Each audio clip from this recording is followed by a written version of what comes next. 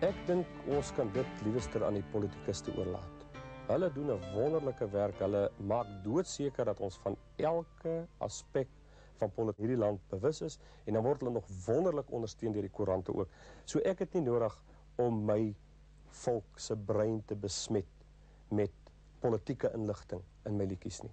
Ek wil sing oor die mooi dinge, sing oor die positiewe dinge, want 'n positiewe volk is 'n volk wat produktief is en is 'n volk wat vir iemand iets kan beteken. En of hy nou volkseie is, en of hy nou Duitse melodie is, of hy van Spaans afkom, of hy nou van Engeland afkom, is absoluut glad nie belangrik nie.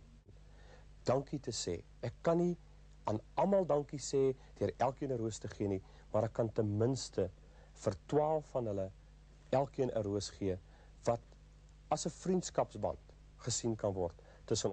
Dis nie vir my as sulks belangrik om kommersiële sukses te wees nie. Ons maar 'n kommunistiese land gaan bly, want 'n mens moet ook mos nie werk om geld te maak nie. Ek wil sing oor die mooi dinge, sing oor die positiewe dinge, want 'n positiewe volk is 'n volk wat produktief is en is 'n volk wat vir iemand iets kan beteken. Oor die mooi dinge, sing oor die positiewe dinge, oor die mooi dinge, sing oor die positiewe dinge, oor die mooi dinge, sing oor die positiewe dinge.